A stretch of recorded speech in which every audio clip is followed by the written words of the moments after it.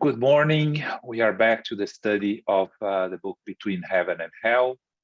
And I'm going to start recapping what we studied for those that missed our classes. I did a summary here that you can see on the screen on the 4 chapters that we study, so we can catch up with what we study in the other classes that are all recorded and posted on the SGNY YouTube page.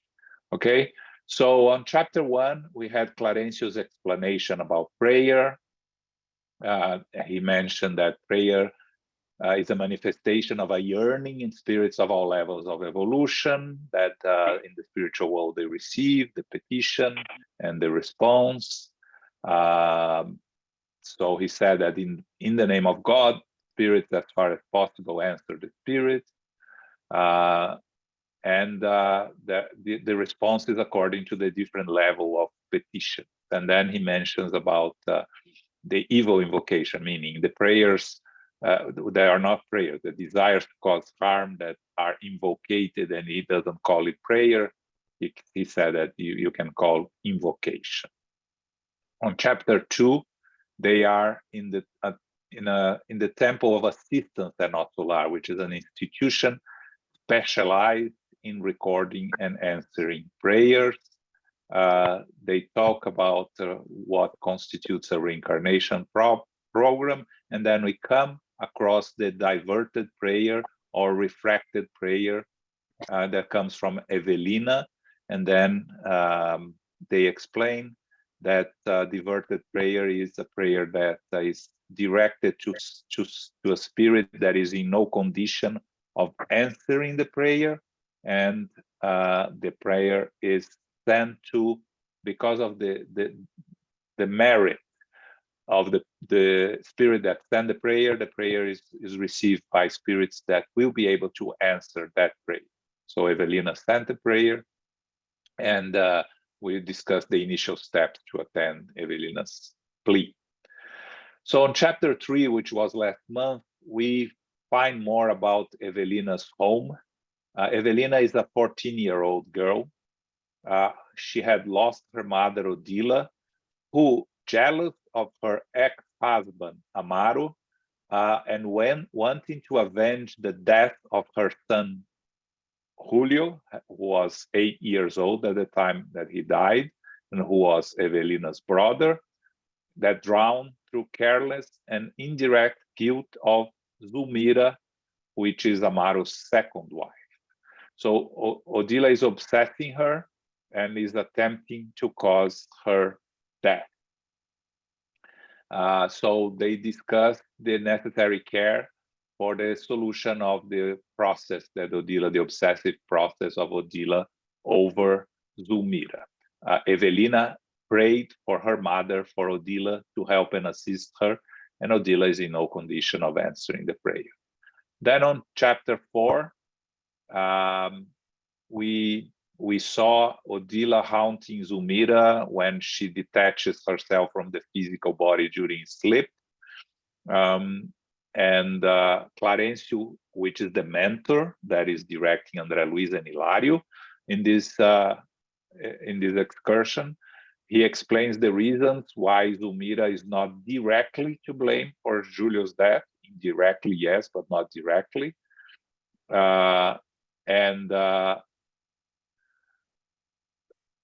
Zulmira, what happened that she was upset with Amaro's care and love towards Julio, the stepson, and she desired him to die, and omitted herself when she could have saved him when he was on the beach, and he drowned. That was the cause of his death, the 8-year-old boy. And then why Odila, being discarnated, couldn't see Julio after he drowned. Clarencio explains because of Odila's, the spiritual imbalance of Odila had a lot to do with her sexual attraction to Amaro's and connection to Amaro, which occurred after she went back to the spiritual world.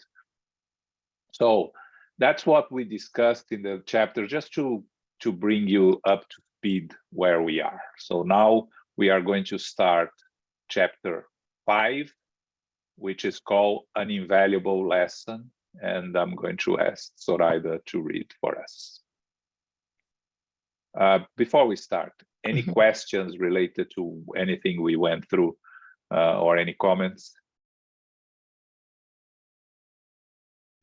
Okay, Zoraida, please. Okay, yes.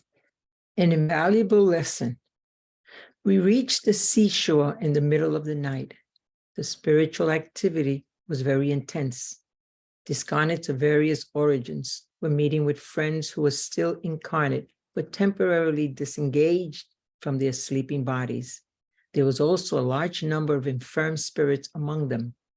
They were elderly persons, women and children of all sorts being upheld by the numerous spirits assisting them. We heard spiritually constructive conversations and dolorous laments. Urgent magnetic passes were being applied here and there, and the air we were breathing in that part of the city was highly diverse.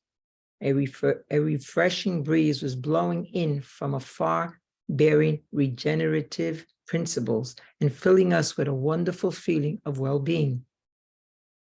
The ocean is a miraculous reservoir of energies. Clarenzo explained expressively.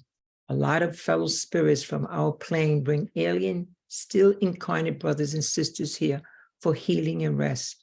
Discarnate nurses and friends take great care in helping their wards recover their energies. Similar to what happens on a tree-covered mountain, the ocean-side atmosphere is impregnated with infinite, vitalizing resources found in nature. Untainted oxygen, combined with emanations from the planet, are converted into valuable nourishment for our spiritual makeup, especially if we are still directly or indirectly connected to the fluids of dense matter. Thanks. Okay. So we are in Rio de Janeiro. So you have the beach. The beach is a very important part of the life in Rio. That's where Julio had drowned, and that's where Odila and Zulmira went after when Zulmira fell asleep trying to escape from Odila, but she rushed to the beach. That phrase that the criminal always go back to the scene of the crime, in reality is true both on the physical world and in the spiritual world. We are attracted to the places where we made our big mistakes. We keep reliving it. That's a problem for the suicides, for instance. They keep reliving the scene of the suicide. So they go to the beach again. Clarencio, Hilario, Andre Luiz, with Eulalia, who was the spirit friend that brought the plea of Evelina to Clarencio. What they see when they arrive at the beach is discarnates of various origins, meeting with friends. When we go to sleep, we detach from our physical body and we go to meet to where our vibration takes us. And we meet spirit friends from other times, or discarnate spirits from this incarnation that have departed before us. So a congregation of spirits that Andre Luiz is describing here. And of course, a large number of sick, infirm spirits amongst that, right? So Andre Luiz is describing what are they seeing there. And he talks about constructive conversations and the complaints, the usual life that we have between when we are incarnate, right? We have constructive conversations and or we are complaining about our lives. Passes being applied here and there. That's very interesting, right? Because we talk about passes in the spirit center, but here we are in the spiritual world, incarnates and discarnates meeting in the beach. We don't have any incarnates with their physical body there in this scene that Andre Luiz is describing. Of course, you have incarnates in the beach during the night, walking here and there, but that's not what Andre Luiz is talking about. He's talking about the incarnates that are disengaged from their sleeping bodies, receiving treatment there, and we are going to see in more detail a special treatment that a lady is going to receive. And he talks about the breeze that brings regenerative energies for them. And then he describes, Clarencio describes the ocean. Like the mountains that we use also for healing, the ocean is also a place where we go to recover energies, to receive helpful restorative energies. We know our science has already proved many of the properties that the ocean can bring to us, the seawater. We know how important is the sea water in our, the waves and the movements of the waves in our in the organization of the planet Earth. But also Clarencio is bringing here the resources that are found in nature, and the ocean is a source of it. He talks about the untainted oxygen combined with the emanations from the planet, which are nourishment for our spiritual makeup, especially for those who are still connected to the dense matter. Okay, so all of this to describe the importance, this first part to describe the importance of the ocean and the sea water for the spirits, both incarnate and discarnate, and a place where spirits in need of help and assistance are taken during their sleep in order to receive treatment. Okay? Questions, comments here? Elmo, anything to add here? No, I don't think so. Okay. Go ahead, Zoraida. Yes. We came to an area where an extremely troubled woman was lying on her back close to the water, receiving magnetic passes from a benefactor devoted to service and prayer. Clarencio left us for a few moments to speak with a friend a short distance away and then returned to inform us. That is a sister from our personal circle. She has cancer. She has been taken from her physical vehicle by means of hypnosis in order to receive the proper assistance. But can that type of treatment halt the imbalance in the organic cells? I asked. Can the patient actually be healed? The minister smiled and explained. Actually, when spirit friends provide assistance that affects the subtle tissues of the soul, it is possible to accomplish wonders when the person is partially disengaged from the body. By acting on the paraspiritual centers, we can sometimes cause profound changes in patients' health, changes that actually show up in the somatic body. Consequently, serious illnesses can be cured and striking renewals can be accomplished, especially when we find the working of prayer in the mind enriched by transforming faith, thereby facilitating our intervention by constructive passivity in the area where we must do our work. The job of assistance can accomplish variable miracles. The physical body is maintained by the spirit body and adjusts itself to its form. In this way, our influence on the spirit body is crucial for the physical body, which the mind uses to express itself. The minister shook his head and added, however, what we do is subject to the law that governs us. Regarding this sister's problem, help from our plan can only provide her a little comfort because of the trials she must endure. The disease has spread too far. So does that mean she can only resign herself to a peaceful death, asked Hilario? Exactly. After receiving this assistance, she will awaken more serene and comforted in her failing body. By coming here night after night, her greater understanding will enable her to get used to the idea of death. In turn, she will help her family members be resigned and courageous about it. She will be able to mitigate their grief by slowly building her inner humility, bit by bit. By increasing the inner light of her conscience, she will disengage herself from a diseased body and beloved environment, like one who finds physical death to be a wonderful deliverance for a more ennobling form of work. Thus, in just a few weeks, she will be admirably prepared for her new pathway. Clarencio became silent. The matter would require further study. In that case, I began hesitantly. The minister smiled and cut in. I already know what you concluded. You're right.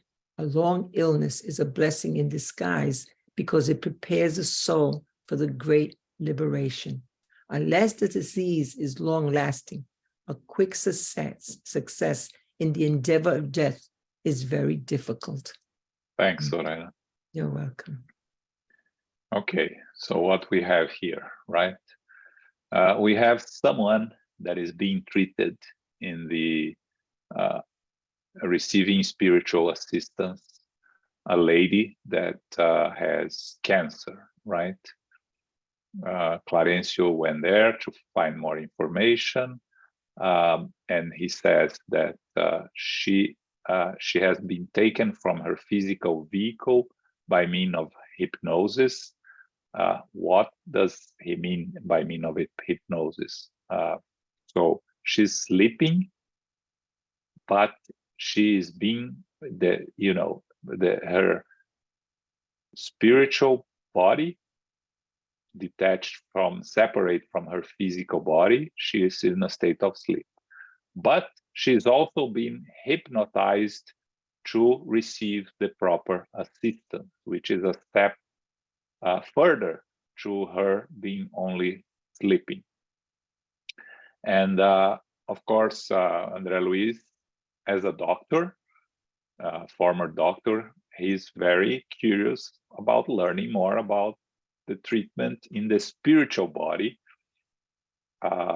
Cancer is an imbalance of the organic cells, so he asks if the patient can be healed. And then Clarencio explains, yes, it is possible. And that's why, we have spiritual treatment in the spiritist centers, right?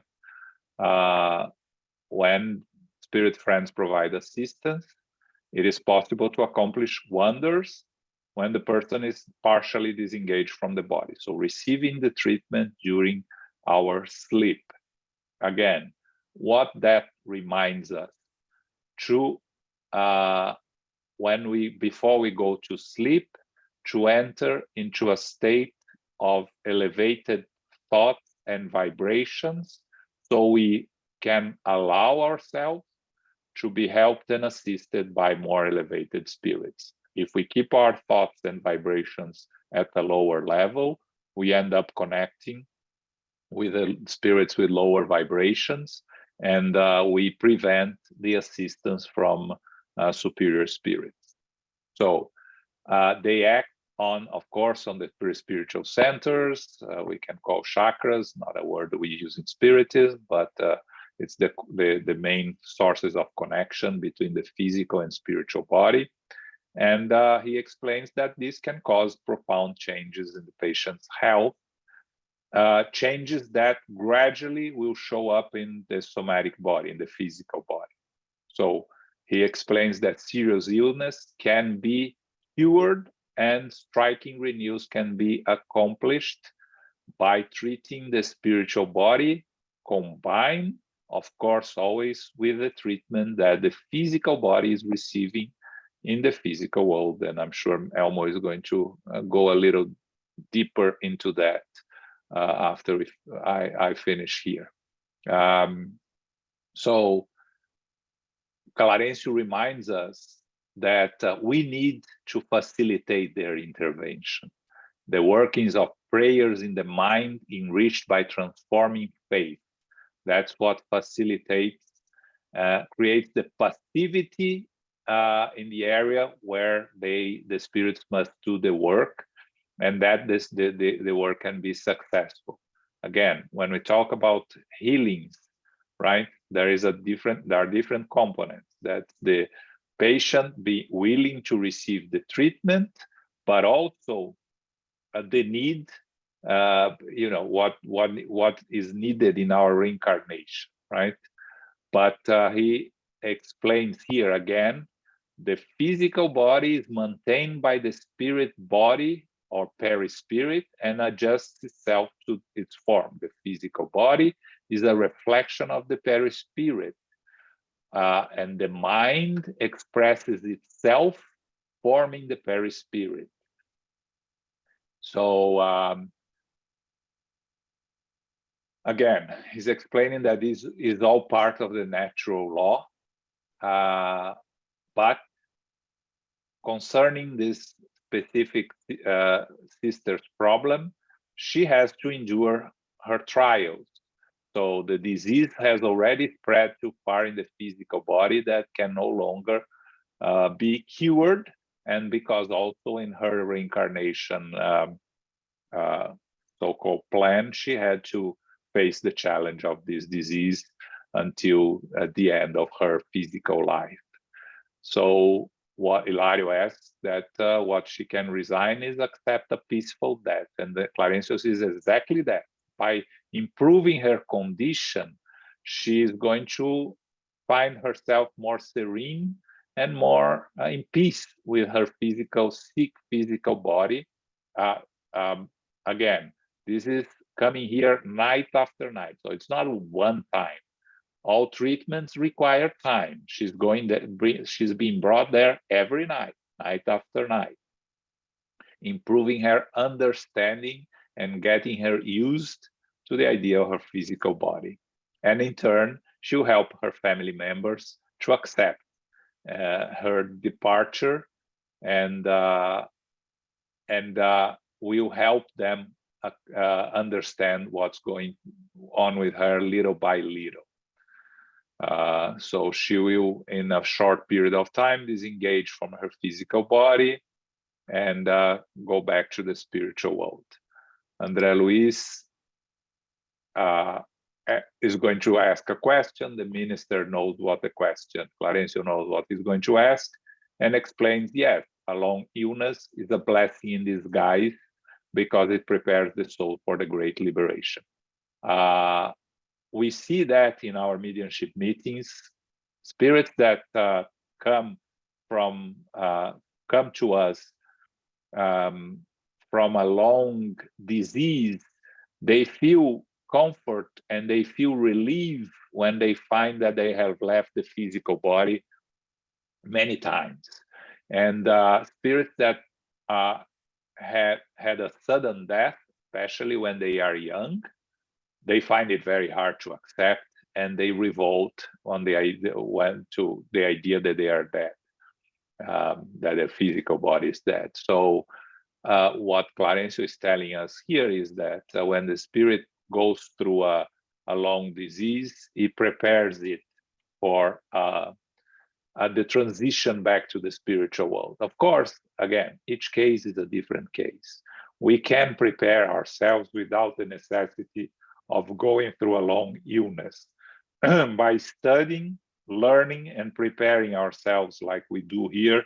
We study in our spiritist groups, we study, we learn, we prepare ourselves. So when something happened to us, even if it's sudden, we are much more prepared to deal with it, to understand that it is a continuation of our life, that the physical incarnation is just a part of our eternal journey as eternal spirits. Okay, Elmo, you want to talk a little bit more about spiritual treatment compared to physical treatment? I think you can add things here. Yeah, I think this is, at the personal level, is very important to me and to us in the Spiritual Center. We do the fraternal assistance, and naturally, when people are in crisis, they're reminded that that they are actually spirits. When everything is wonderful, they forgot that we have to take care of the spirit as much as we have to take care of the body. So we do have the opportunity to speak with people with all kinds of trouble. And we hear requests for, at least I do, of assistance for very little petty things of our physical body. People have asked to see if it could help with baldness, with common psoriasis, with all kinds of things. And to try to explain that the spiritual center is there to cure the spirit and not the physical body. This is exactly what I would like to tell people every time that they come and ask for spiritual assistance. If you make an analogy of the spirit center, we can make with this the ocean on the top of the mountain that is described here. The spirit centers, as we know, when it's prepared for the days of healing, the days of treatment, will mimic what Andre Luiz is letting us know here of the ocean, of the top of the mountain, where energies are so carefully prepared to enhance our possibility of receiving what we are seeking in terms of treatment. When Clarence speaks of hypnosis, we can change the word to power of suggestion. It is a strong suggestion for us to, in this case, to go somewhere, right? In our case, the center, you'll be our pre-passes meditation, in where it's exactly the same idea. It's a suggestion for us to go somewhere internally, of course, right? To elevate ourselves to a higher sphere, to be fully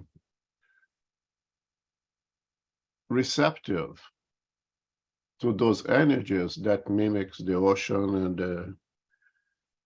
and the top of the mountains, plus the direct, specific, and personalized treatment for each individual. That is the difference that I make of, and I try to explain people, what is a passage that we do on a Thursdays or any day of the week, different from a Monday's day of treatment. The day of treatment is a specific treatment for something specific for that individual. And usually the passage that you receive in a regular day is like multivitamin with minerals that is good for everyone, that can only do good for everyone. Naturally, if someone is in need in that normal average passes, he may receive something individualized as well. But the day of treatment is really guided, individualized, each individual's necessity. But it's not free. You have to accept that suggestion. You have to open yourself to be receptive. And again, the goal is the long permanent cure. And that's the hardest part to make people understand. And I do, of course, understand.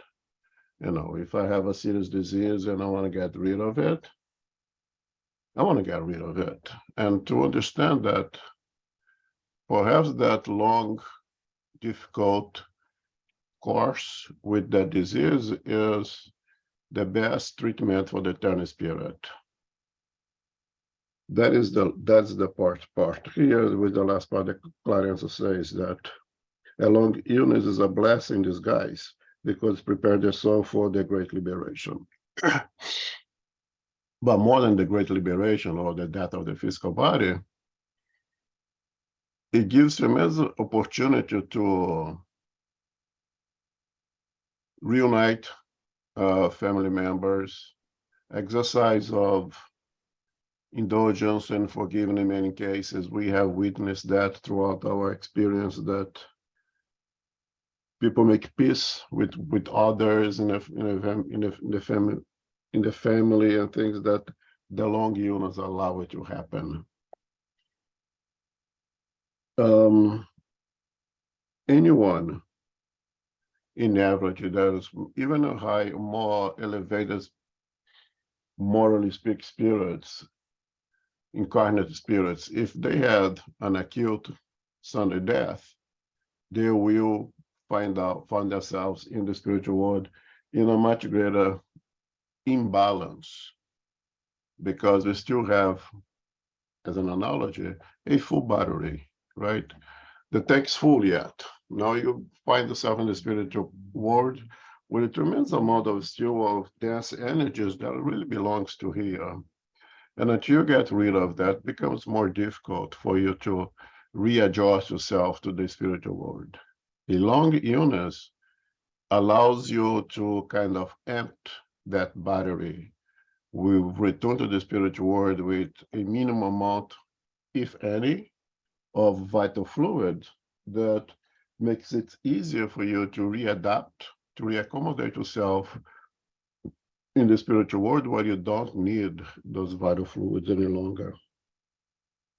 So I think this passage personally to me is very significant, that individuals coming forward for treatment like ourselves, being aware of this, especially when we talk about the hypnosis, to engage, to really allow yourself to be taken by that power of suggestion, that we do our best to prepare individual to receive as much as possible. And second, they receive what you need, not necessarily what you want. That being incarnate normally and wisely and properly, we should want to stay here as long as possible and as healthy as strong as possible. But aware that sometimes the illnesses that we go through are indeed part of the cure of this eternal spirit. And the spiritual center is not a hospital for the body, it's a hospital for the spirit.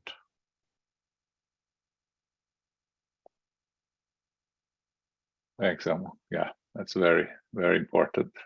You finished on a high note there. Any other questions, comments? Okay, so this was the part of the lady. That's all. Now we'll go back to our story, Zulmira and Odila. Okay. Yes. Just then, Zulmira and Odila arrived not far from us. Florenzo asked us to pay attention. We quickly surrounded them as if they were patients under our watch care. Neither one of them could tell we were there. They also seemed little interested in the activity around them.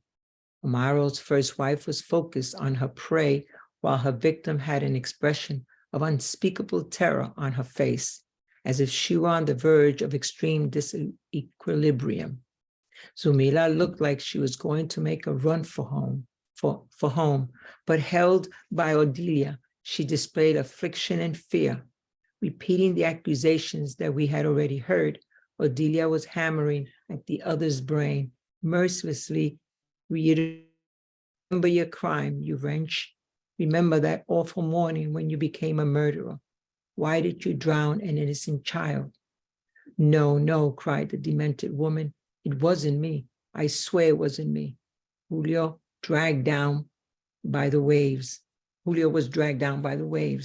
Why weren't you watching the child that my husband thoughtlessly entrusted into your faithless hands? Doesn't your conscience accuse you? Where are your feelings as a woman? You shall pay me dearly for your carelessness. I won't let Amaro love you. I'll feed his antipathy toward you. I'll torment the people that want to help you. I'll destroy the very house you stole from me.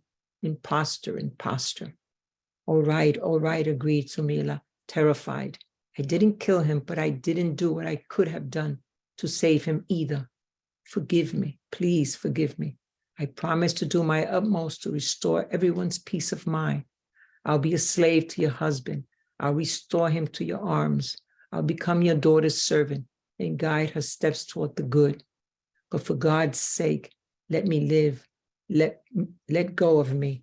Have mercy on me. Never, never, roared Odelia coldly. Your wrong is unforgivable. You committed murder. You must go to the police and confess. I'll make you bow your head. You'll go to jail and join other criminals of your like. No, no, begged Zumila. If you didn't murder my son, screamed the other cruelly, then return him to my arms. Give him back. Give him back. Just then both found themselves on a certain spot on the beach. Zumila's eyes displayed a strange fire. He was here. This is where you carried out your wicked plan to wreck our happiness, screamed her persecutor. As if touched by unseen impulses, Zumila freed herself from Odelia's grip, went into the water and cried.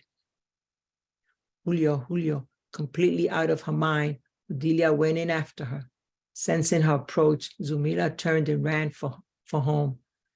We followed the two in their race without letting them out of our sight.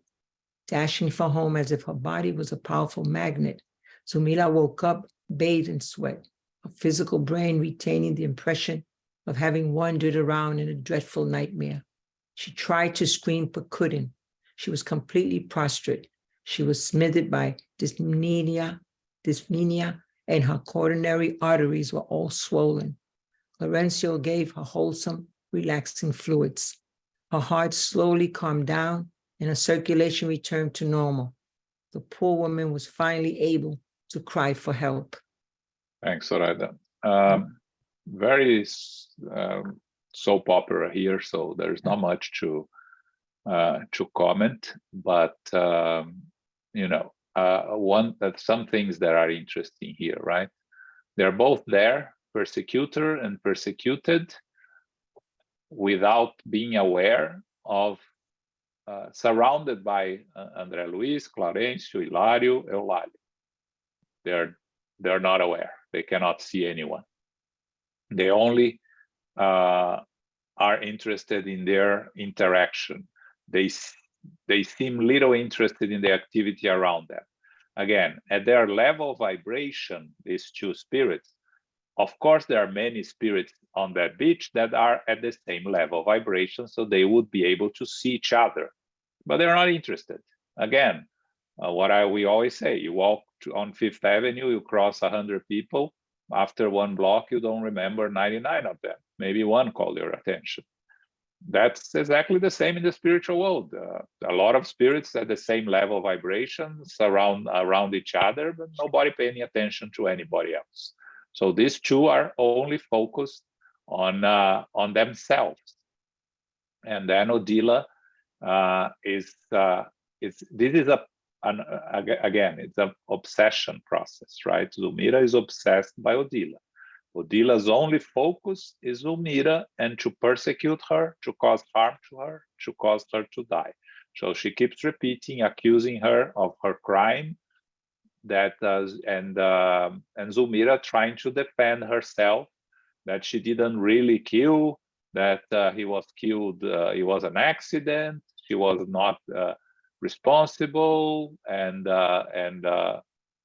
Odila keeps accusing her, talking about the other members of the family that she's going to influence, which is possible, but she, for instance, her daughter, which is vibrating at a superior level than the rest of the family, she cannot affect her daughter. Her daughter is protected by her level of vibration. So Odila can talk about attacking the other members of the family, Amaro, for instance. Maybe she will be able to influence Amaro a little bit because, of course, he's distraught by the loss of the son and by the anger towards his second wife. So Odila could affect Amaro, but she couldn't affect Evelina because she's vibrating at a higher level. But of course, her focus is Zulmira, and she continues to attack Zulmira. And she's trying to convince Zulmira mentally to go to the police, confess, and Zulmira is only trying to defend. They end up in the place that Julius drowned. Zulmira trying to escape. Odilas continue to persecute her. And then finally she ran back home, Zulmira, and reconnects to her physical body, wakes up completely disturbed, like coming out of a very painful nightmare. That's what she feels like. And her physical body retaining the impression of the experiences she had in the spiritual world. I'll ask Elmo to explain a little bit of the concept of dyspnea and coronary arteries, that she was all affected by it. Clarencio gave her some treatment, and she was able to calm down, return to normal, and scream for help, trying to receive the assistance, because she, like when we wake up from a nightmare and call for someone to help us. Okay, not much more to comment here. It's a lot of a soap opera type of information. Elmo.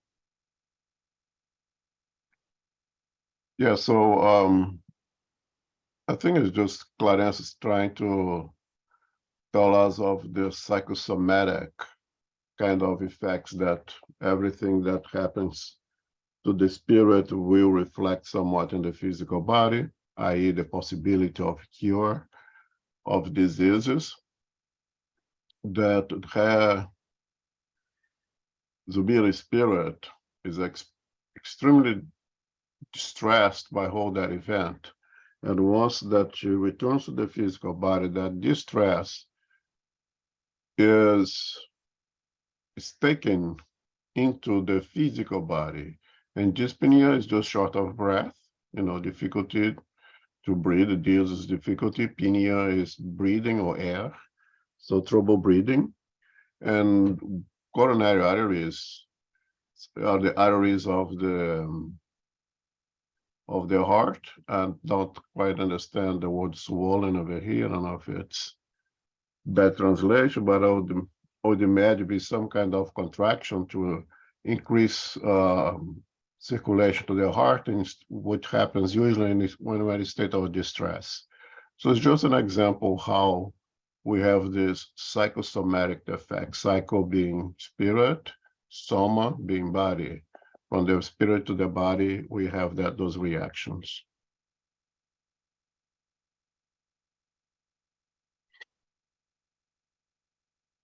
Yeah. The original in Portuguese, where the coronary arteries were swollen, that's the origin in Portuguese, entumecidas. So, okay. Yeah, so it's not a bad translation. It's just maybe what Andre Luiz meant there. This is a 1950 something, right? There was a different interpretation. Yeah, in reality, it doesn't really matter. What matters is to understand that what happens to the spirit will reflect somehow to the physical body, psycho, spirit, somatic body. And that also justifies that some of the treatment they receive in the spirit center or passes that you may receive, if is for the benefit of the eternal spirit, it will have an effect in the body, which allows even for cures for diseases that our science cannot cure yet. Okay. Questions here? Comments? No? Okay, so we're moving to the next chapter, which is chapter 6, called In a Christian Home. Okay. In a Christian home, Hilario and I wanted to follow Zulmira's case, not only to help her get better, but also to receive Clarencio's instruction and wise thoughts where possible. Yes, he said, to help out in cases like this, we have to press forward with them, but to understand what we must do in order to advance securely, We have to return to the rear guard and arm ourselves with lessons that truly inform us. We had no idea what he was talking about. However, he came to our rescue, explaining after a slight pause. For us to grasp the situation in its entirety, we need to contact other characters involved in the drama. Thus, I think a visit to little Julio in his present spirit home might be helpful. Oh, what a pleasure that would be, I exclaimed. Could we go there right now? Asked Hilario, delighted. The minister thought for a few seconds and replied, regarding the responsibilities we have assumed in the matter, it would not be advisable to investigate merely for the sake of investigating. We must keep our objective and its usefulness in mind and work for everyone's good. We are not on vacation, but on active duty. We thought and continued. I know that tomorrow night, Lydia has to accompany two of our incarnate sisters as they visit their children, who preceded them on the grand journey of death. They're living in the same place as Julio.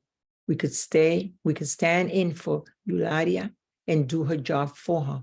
We can assist our sisters and explain Julio's situation at the same time. Realizing the valuable lesson this endeavor would offer, we eagerly looked forward to the following night. At the appointed time, we descended to the physical realm to meet up with the two sisters who would be going with us. The minister left us in a plain little house in a remote suburban area after telling us, our sister Antonina lives here with 3 of her 4 children that the Lord has entrusted to her. Her husband was unable to overcome the temptations of his nature and left her 4 years ago for criminal adventures. Antonina didn't get discouraged, however. She works hard in a textile factory and is educating her kids with a true love for the gospel of our Lord Jesus. She has been able to pay off the debts she brought over from her past life. A few months ago, she lost her little 8-year-old Marcos to pneumonia. She is going to see him tonight after her prayers with her other children. I'll go and get the other woman who is going with us. The 2 of you stay here and assist Antonina with her prayers and studies until I get back so that we can all go together. Hilario and I went into a plain, cramped room. A young but extremely troubled woman was on her feet with 3 lovely children, 2 boys, 11 and 12 years old, and a little blonde girl, obviously the youngest, who was looking up at her mother with her beautiful blue eyes. In one corner of the humble room was a downcast, discarnate elderly man who seemed to be listening in. Okay. So, in this case, in this chapter, what happens is that Andre Luiz and Hilario, of course, they want to continue follow Zubira case. Again, you have to think of them as us, right? They're curious. We are all curious. We want to see what happens in the continuation of the story. And Clarencio is there not in curiosity, but to be of assistance. And so he tells them, in cases like this, we don't rush with the help. We need, especially in the spiritual world, we need to understand what is needed in order to provide the proper assistance. So he says, we have to understand the situation from the beginning. So we need to learn the lesson of their past history or what is going on with them presently, so we can be fully prepared to help and assist those in need. So what he's telling Andre Luiz and Hilario is that to understand the situation completely, you need to contact all the other characters involved in the drama. And in this case, the character that is missing here is Julio, the little boy that went back to the spiritual world drowned, right? Andre Luiz and Hilario, all excited. Yes, let's go, let's see him. And then the minister, of course, Clarencio, tells them, calm down, you know, We are not going to go to investigate just for the merely sake of investigating. Let's work. We are here to work. And in doing work, we have other obligations and other responsibilities. Let's take the opportunity to be useful to others instead of just going there empty hands. So the objective is to help and assist the main characters, but at the same time, all the other spirits that they come across that can be helped and assisted, but that are in the same situation. We mentioned many times in our mediumship meetings, when we are talking to one spirit that is in need of assistance, there are other spirits in similar situation that are listening to the conversation and are receiving the help and assistance that they need without being in direct communication with us. It's the same thing here. They are focused on helping the family of Amaro, Zulmira, Odila, Evelina, Julio, but you know, this, if they are going to a place where Julio is, and we are going to see the children's colony very shortly in the book, why not take the opportunity of helping others that also need help and assistance that are not directly related to the story? So he said that Eulalia is going to accompany 2 incarnate sisters that lost children that went back to the same place that Julio is in. And he said, you know, instead of Eulalia doing the job, we can do the job for her. Because we are going there anyway, so let's work, help our sisters, and at the same time helping examine Julio's situation. So he takes them to a little house where this new sister we're learning about, Antonina, she lives with 3 of her 4 children. Her husband left her, and but she didn't get discouraged. She works hard in helping her family. She educates her children according to the gospel.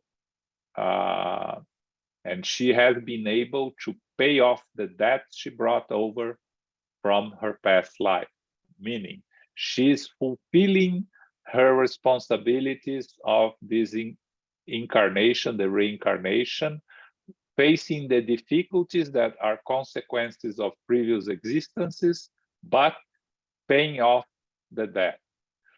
Of course, losing an 8-year-old child is not an experience anyone wants to go through. And that's what she's going through. And she's, of course, a little bit distraught by it, but she has to take care of the 3 other children. So that's what she's doing. She's doing her prayers. So Clarencio asks Andre Luiz and Hilario to stay behind while he goes and grab the other woman.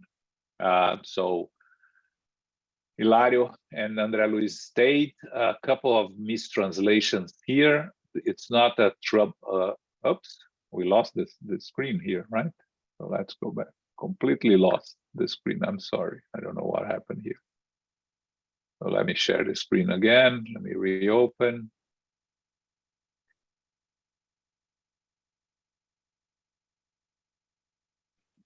Wow. Completely lost everything, right?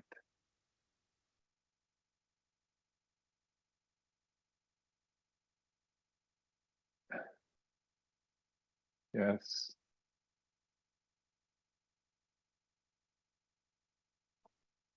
There we go, back. Okay, where it says, troubled woman, the right word, a young but extremely downcast woman, sad-looking woman, okay, not troubled. She was not troubled at all. She had 2 boys around the age of 11, 12. They were not 11 and 12 years old in the original, doesn't really matter. A young girl, probably around 5, 6. And then in one corner of the room was a sad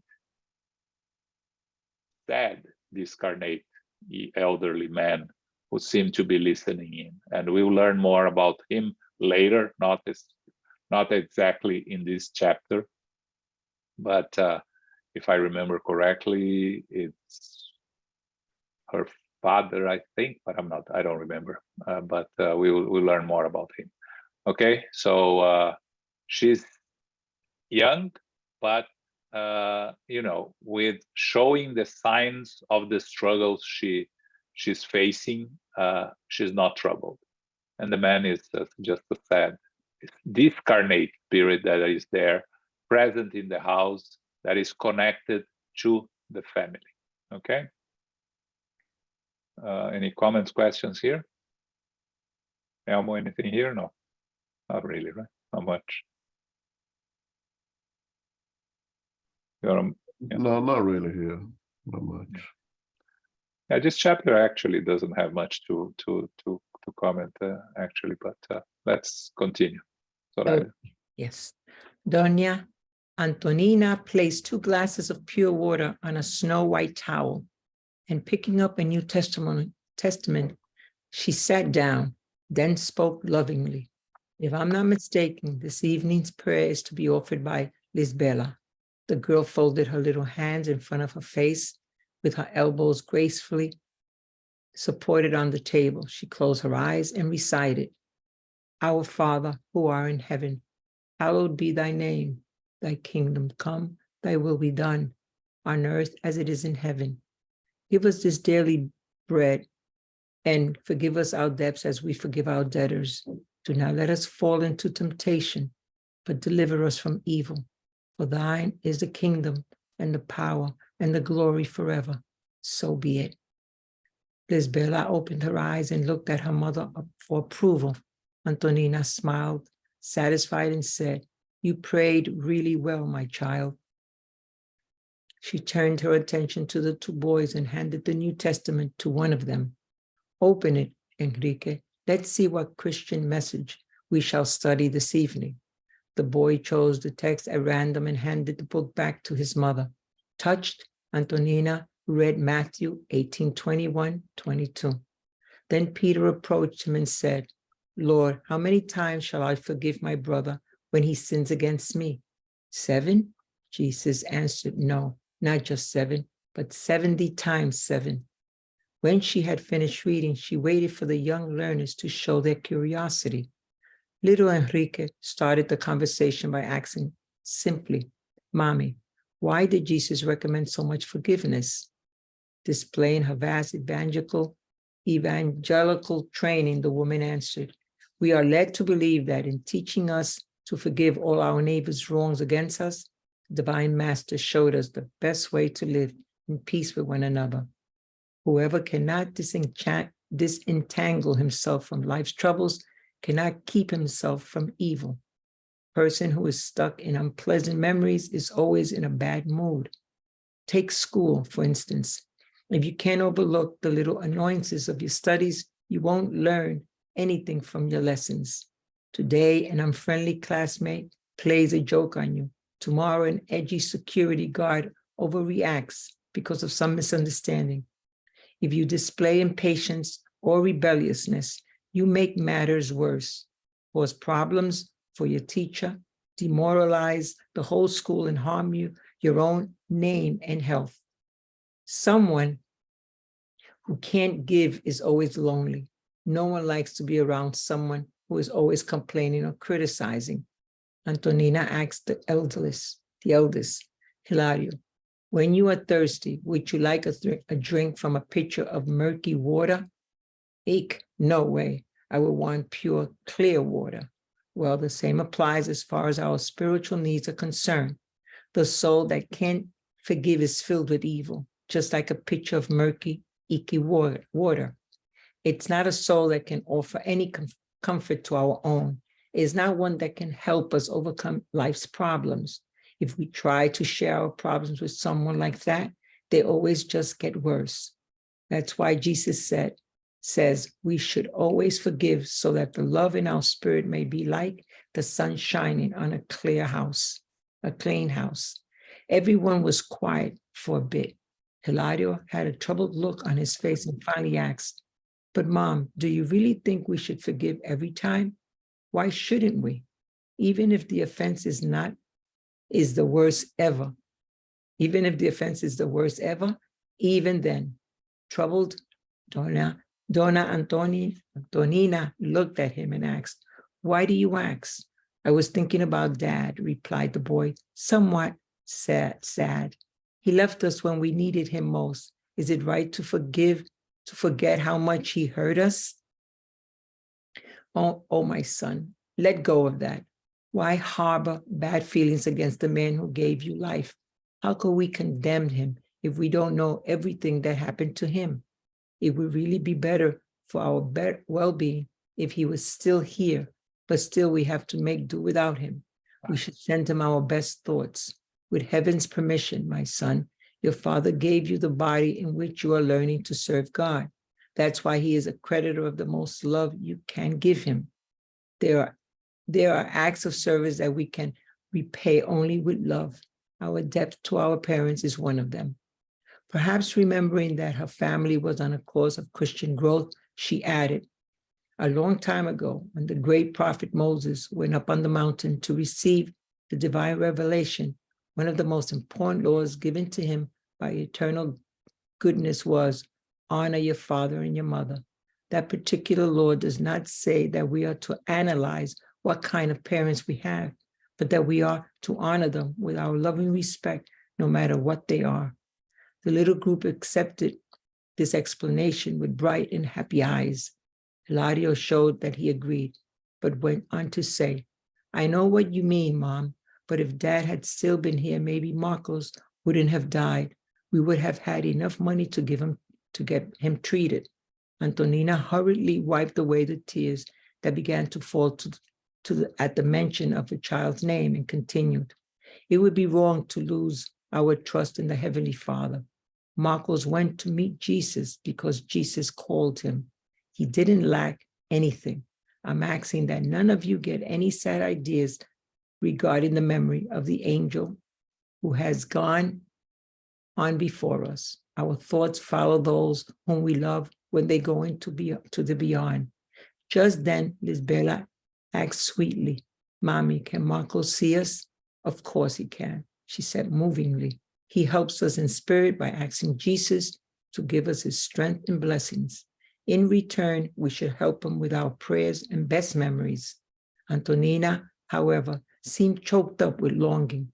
While the boys were commenting on that evening's lesson, she was absorbed in the mental image of little Marcos. When the clock marked the end of the study, she asked Enrique to say the closing prayer. The boy repeated the Lord's Prayer and asked the Lord to bless his mother. The study ended. Antonina and the children shared 2 glasses of water, which Hilario and I magnetized. Then, pensive and nostalgic, she retired with them to their common bedroom. Thanks, Zoraida. You're welcome. Okay, it's long, but it's all one story about the prayer. Okay, first, dona is a Portuguese expression that is used to refer to the ladies of the house, and the slave owners, the wives of the slave owners, and it became an expression that is very common use. It's Mrs. It's really Mrs. So dona is a Portuguese. So Antonina, she is preparing for the gospel at home, right? What she's doing there. She picks up 2 glasses of water, and we see by the end why the water is important there. She said that the prayer is the little girl's day to do the prayer, Lisbela. She does the Our Father prayer very well. The mother agrees with her, and she asks to the younger to open the New Testament. It is the New Testament that she had there. And he opens in the page Matthew 18, 21, 22, when Peter approaches Jesus and asks about how many times should we forgive. Remember, it's never, whenever we open at random, We think we're opening at random. The spirits direct us to open on what we need to hear. So every time we open the gospel to pray, it opens in a page that we need to listen. And sometimes we look at it and read it, and we think to ourselves, why do I need to listen to this? I don't see any reason for that. But if we look deeper or we wait, we will understand eventually that that was exactly what we needed. In that case, the forgiveness is the boys were thinking about the father that had left them early. And so he asked the mother, why Jesus recommends for so much forgiveness. And she's trying to explain to them, as we always try to explain, that the forgiveness is not really for the person that we are forgiving, but it's for ourselves. Because when we cannot disentangle ourselves from the reason behind not forgiving, we are connecting ourselves to lower energies and to, as she said here, cannot keep oneself from evil. Because someone that is stuck in unpleasant memories gets stuck in bad mood. Because if we cannot forgive, we are causing harm to ourselves. We cannot allow ourselves to be influenced by external factors in terms of disturbing our need to maintain elevated vibration. Again, easy to say, not very easy to put in practice, but at least the awareness of this need will make us try to force ourselves to be better prepared to deal with these situations where others cause us harm, and that we need to forgive. Again, forgiveness is for ourselves above all. So she continues, someone who can forgive is always lonely, because you live inside your own mind with these sentiments of hatred, of desire and vengeance, and no one likes to be around these people that are always complaining or criticizing. They end up being lonely, and it only worsens their situations because they start blaming everyone else but themselves for these situations, and makes their situation worse. So it's very important for us to remember here, when we are facing challenges of other people towards us, that the forgiveness or the overcoming and not giving the importance to what's happening is for ourselves above all. Okay, so she talks about Haroldo, which is the oldest son, giving the example of the water, right? That you want to clean a clean glass of water and not contaminated water.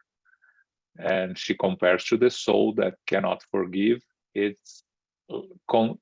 compares it to a contaminated water, pitcher of murky water.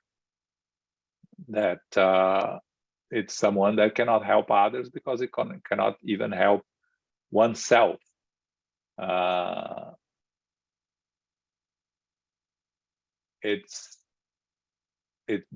she said, that's why Jesus said we should always forgive, so that the love in our spirit may shine on a clean house. And then he brings, Haroldo brings the Father. He left us when we needed the most. How can we forget? Is it right to forget? Because he hurt them so much.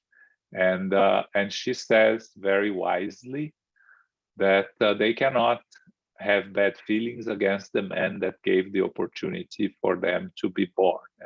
We talked about this on Thursday also when we were studying.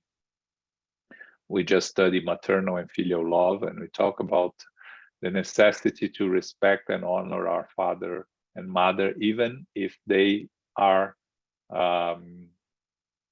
hostile towards us, or they never gave us, they only cause us problems, because at minimal, we need to honor them with the opportunity they gave us to be incarnated, to come to these new incarnations.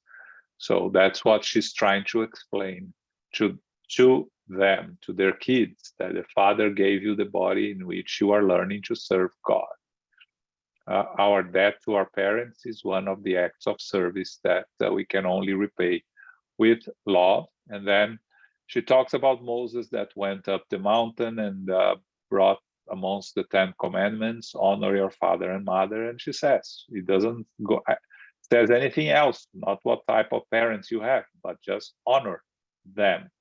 Again, we have to understand here that it doesn't mean that we have to deal with them on our daily lives. Of course, those that have abusive parents, if they need to move away from the parents, we need to protect ourselves.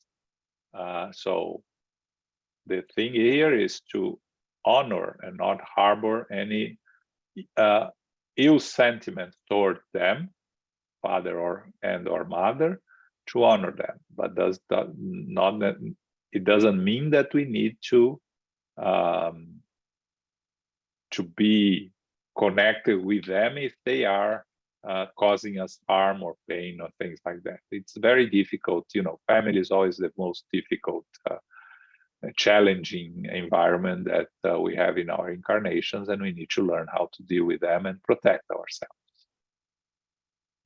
He mentions that, if father had not left, maybe Marcos wouldn't have died. And she tries to explain that Marcos left because it was time for him to leave. Jesus called him.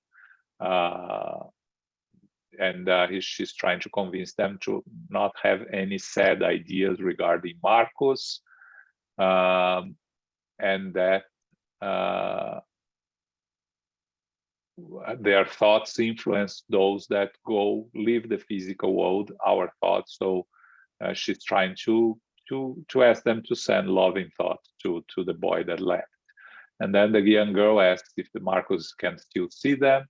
Antonina tries to explain in a way that children can understand, of course, that he's helping them, thinking about them, and they can help him thinking about him, sending prayers and memories.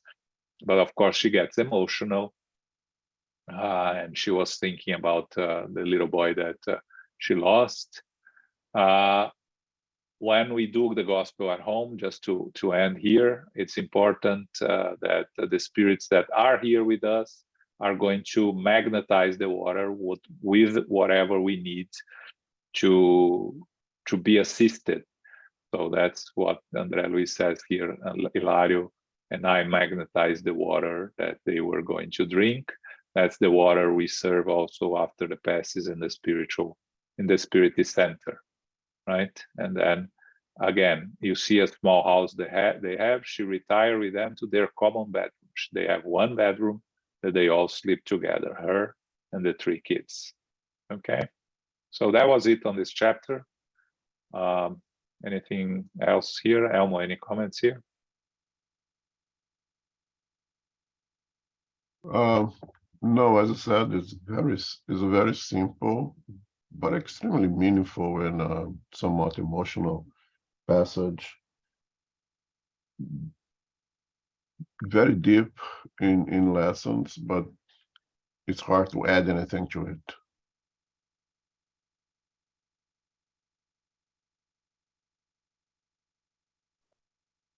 Okay, any questions, comments?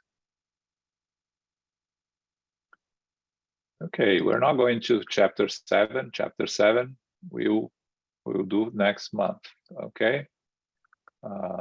So if anyone has any final comments, questions, I recommend that if you miss the first chapters, you reread the book. We always learn when we are studying it. And next month, we'll continue with the story. There is a lot of very interesting chapters moving forward. They are going to, next chapter, we'll see them going into the place where Julio or Julio is, the children's colony in the spiritual world. Okay. So before I ask Carol to do our final prayer, just a reminder, this Thursday, we will be closed. We won't have our regular study of the Spirit's book. Both me and Elle will be traveling, so we won't be able to have the class. Tomorrow we are back to the Spirit Center regularly. Wednesday is the last book club before a break also, that they are going to break until August. So they're studying Prelude to the Divine Kingdom. That's Wednesdays at 7 p.m. And next Sunday, we are going to have a study of the Gospel according to Spiritism that will be conducted by Zoraida. Okay? Carol, can you do our final prayer? Sure, absolutely. Thank you very much, John. Thank you, Elmo and Zoraida. Thank you for reading. Infinite Creator and Divine Providence, we give thanks for the opportunity again to be together as brothers and sisters for our studies of the book Between Heaven and Earth. The spirit body maintains the physical body. Healing can occur via magnetic passes and positive vibrations through the intermediary of the perispirit. The ocean and bodies of water and ocean-rich nature can be very dynamic for healing of the spirit as well as the physical body. Forgiveness and love keeps the spirit shining brightly and at peace with others. If we don't forgive, it actually harms ourselves. It affects the energy that surrounds us, like murky and contaminated water. May we especially respect and honor our parents, no matter the challenges or family conditions in which we live. We are grateful today to receive the blessings of the spiritual benefactors and the good spirits. They have guided us and inspired us in every step of the way. May we receive the love, light, and peace of Christ within us, and for our loved ones, for our directors, the counselors, the mediums, and the workers. We pray for inner peace and especially for world peace, and for those who are suffering in the physical and spiritual worlds. We pray for our center, SGNY, and all Spiritist centers throughout the world, that they may grow, expand, and be protected each and every day. As we close, we humbly ask for safety and protection as we return to family, friends, loved ones, and co-workers. And may we go forth now and remind ourselves to be beacons of love, of light, of peace, and of charity. So be it.